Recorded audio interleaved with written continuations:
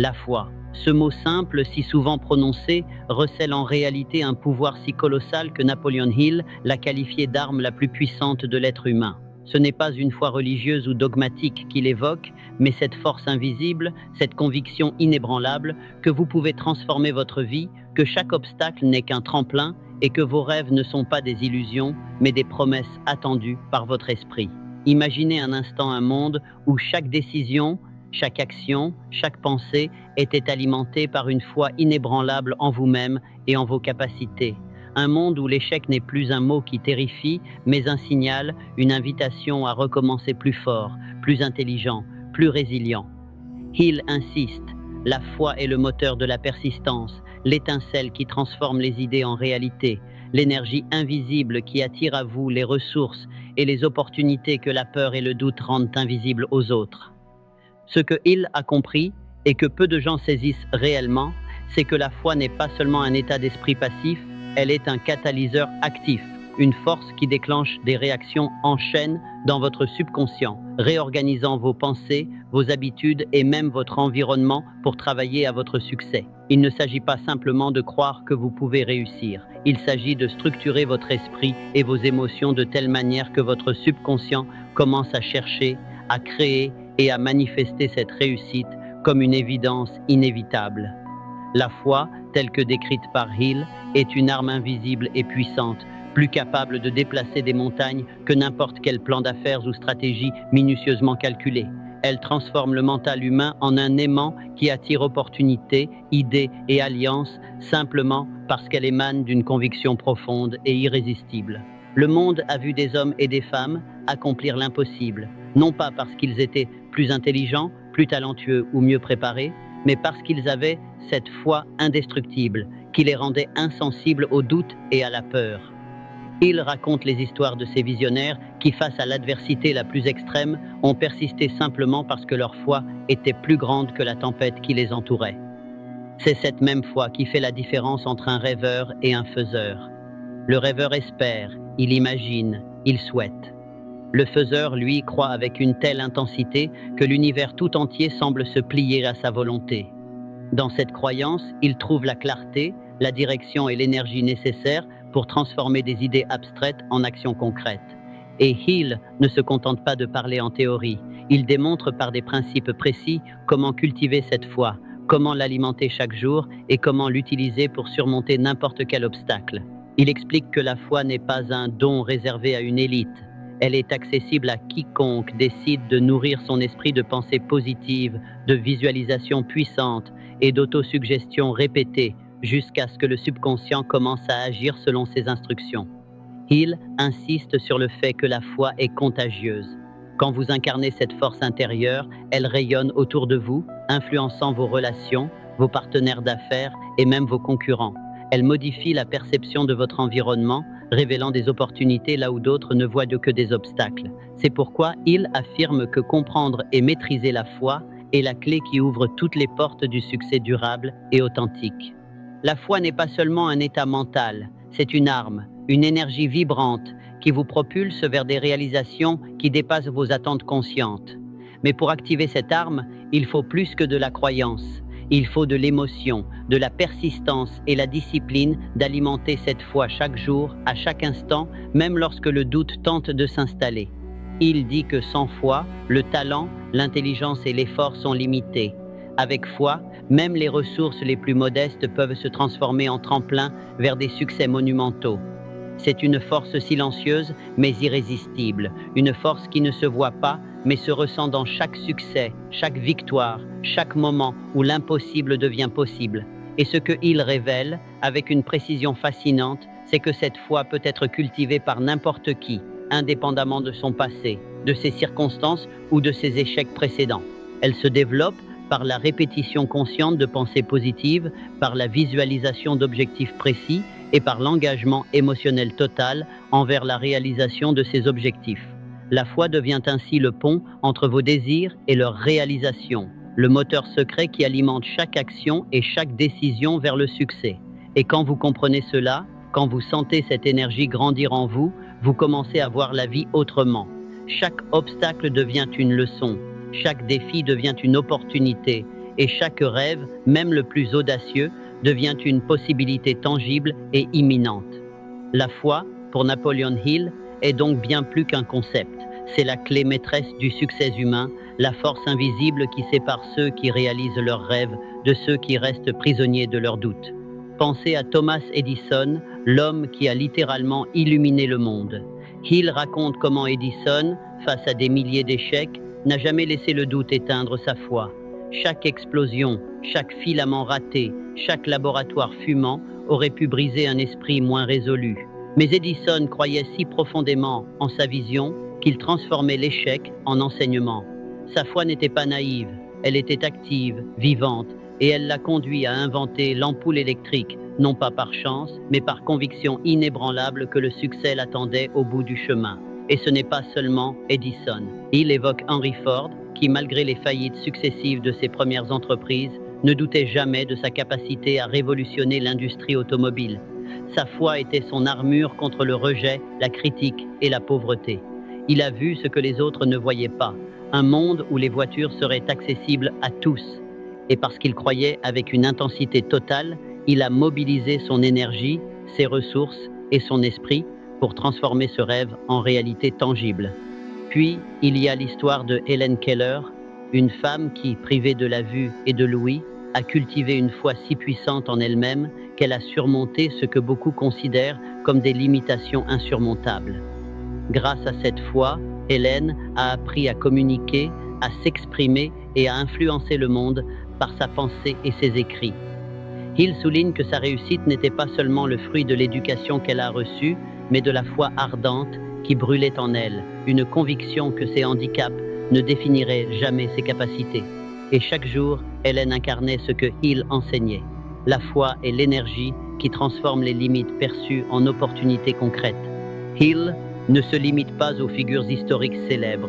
Il parle aussi de personnes ordinaires qui ont utilisé cette même foi pour changer leur destinée.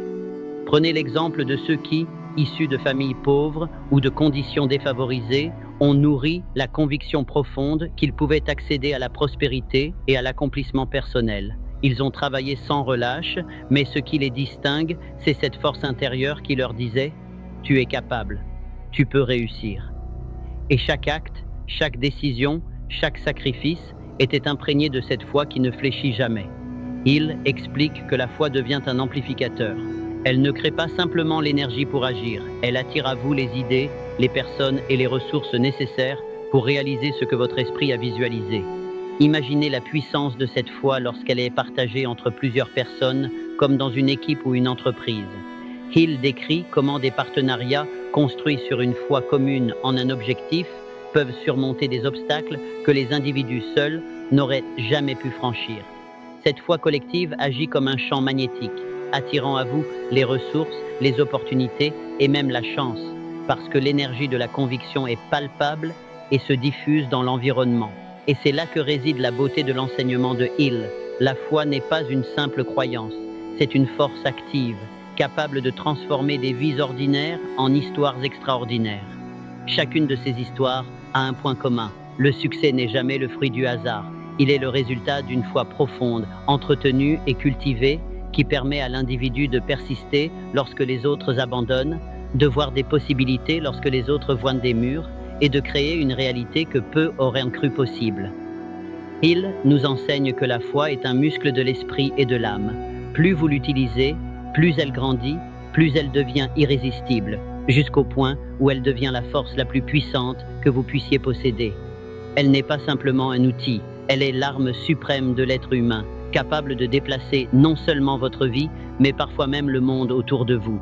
Cultiver la foi n'est pas un geste magique ni un événement ponctuel, c'est un engagement quotidien, une discipline de l'esprit et du cœur. Napoleon Hill enseigne que chaque pensée nourrit soit la foi, soit le doute. Ainsi, le premier pas vers une foi inébranlable consiste à choisir consciemment quelle pensée vous laissez pénétrer votre esprit. Chaque matin, avant que le tumulte du monde extérieur ne s'empare de vous, prenez le temps de visualiser votre objectif avec une clarté presque tangible. Voyez-le dans votre esprit avec autant de détails que si vous le teniez déjà entre vos mains. Ressentez l'émotion de votre réussite, la joie, l'orgueil, la liberté. Il insiste, Ce mélange de pensées et d'émotions active votre subconscient qui commence alors à travailler pour matérialiser votre vision. Mais la visualisation seule ne suffit pas. Elle doit être accompagnée de l'autosuggestion.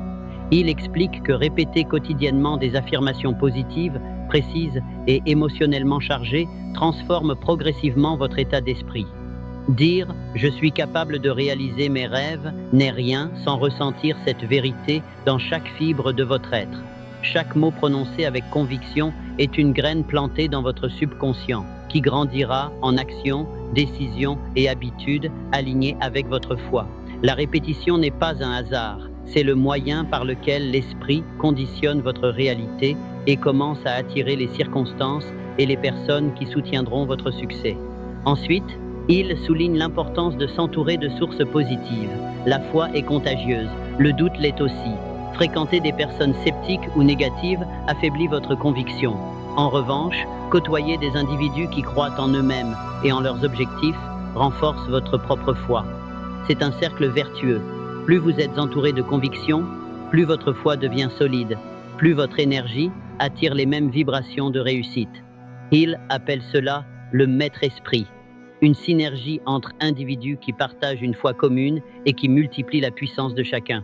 Il ne néglige pas non plus la puissance de l'action. La foi ne reste pas un concept abstrait. Elle se manifeste par des gestes concrets, même petits, qui rapprochent de votre objectif.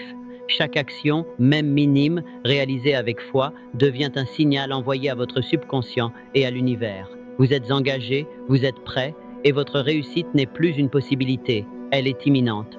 Le simple fait de persister, de continuer malgré les revers, renforce la foi. Chaque obstacle surmonté est une preuve tangible que votre conviction n'était pas vaine, que vous êtes capable de plus que vous ne l'imaginiez. Enfin, Hill met en garde contre l'influence du doute et de la peur. Ces émotions sont les ennemis naturels de la foi, mais la clé, selon lui, est de ne pas chercher à les éliminer complètement. Il s'agit plutôt de leur résister consciemment.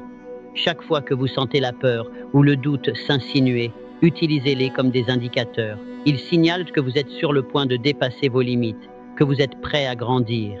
La foi se renforce à travers ce combat intérieur, à travers la décision consciente de continuer à croire, même lorsque votre environnement ou votre passé tente de vous convaincre du contraire. En combinant visualisation, autosuggestion, environnement positif, action persistante et maîtrise du doute, Hill décrit une méthodologie complète pour développer la foi. C'est un entraînement quotidien, un art de vivre qui transforme l'individu de l'intérieur jusqu'à ce que la foi devienne une seconde nature, une arme invisible mais irrésistible qui aligne chaque pensée, chaque geste et chaque choix avec la réalisation de ses rêves. Et lorsque cette foi atteint sa pleine puissance, elle ne se contente pas de créer le succès, elle transforme la vie en une aventure où tout devient possible, où chaque difficulté devient un tremplin et où l'impossible cesse d'exister. Maintenant, regardez-vous dans le miroir et posez-vous cette question. Croyez-vous vraiment que vous êtes capable de transformer votre vie? Napoleon Hill affirme que cette foi, cette conviction ardente, est l'arme la plus puissante que vous possédiez. Ce n'est pas un rêve lointain, ni une possibilité abstraite. C'est une force qui vit en vous, ici et maintenant. Tout ce que vous avez à faire est de la reconnaître, de l'alimenter et de la laisser vous guider. Imaginez ce que serait votre existence si chaque action, chaque décision, chaque pensée était imprégnée de cette foi inébranlable. Vous n'auriez plus peur de l'échec, plus de doutes paralysants, plus de regrets. Vous avanceriez avec la certitude que l'univers conspire en votre faveur dès l'instant où votre conviction devient réelle. Hill insiste, la foi est le pont entre vos désirs et leur manifestation. Chaque réussite que vous admirez dans le monde a commencé par cette force invisible, cette certitude que le rêve pouvait devenir réalité. Et vous, aujourd'hui, vous avez le pouvoir de cultiver cette même force, de créer votre propre destin et de transformer votre vie en une série de victoires, grandes et petites, que vous n'auriez jamais cru possible. Ne laissez pas le doute ou la peur voler cette puissance. Utilisez-les plutôt comme un signal que vous êtes sur le point de grandir. Chaque pas vers votre objectif, même minime, est une déclaration de foi. Chaque pensée positive, chaque visualisation, chaque action persistante renforce cette arme intérieure et la rend irrésistible. Il nous enseigne que la foi attire à vous non seulement les opportunités, mais aussi les personnes, les idées et les circonstances qui vous propulsent vers le succès. C'est un aimant, une force invisible, mais tangible, capable de réorganiser votre monde entier pour qu'il serve votre vision. Alors, engagez-vous dès maintenant.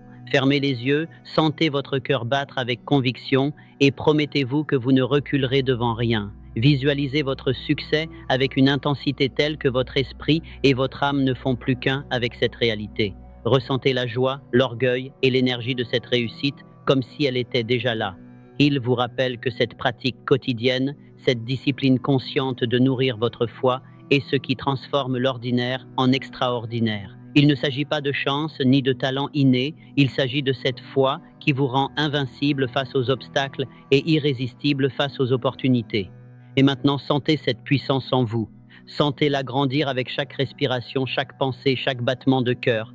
Parce que lorsque vous embrassez la foi comme Hill l'enseigne, lorsque vous la laissez devenir votre guide, votre arme et votre lumière, rien ni personne ne peut vous arrêter. L'échec devient une étape, le doute devient un signal et vos rêves deviennent votre réalité.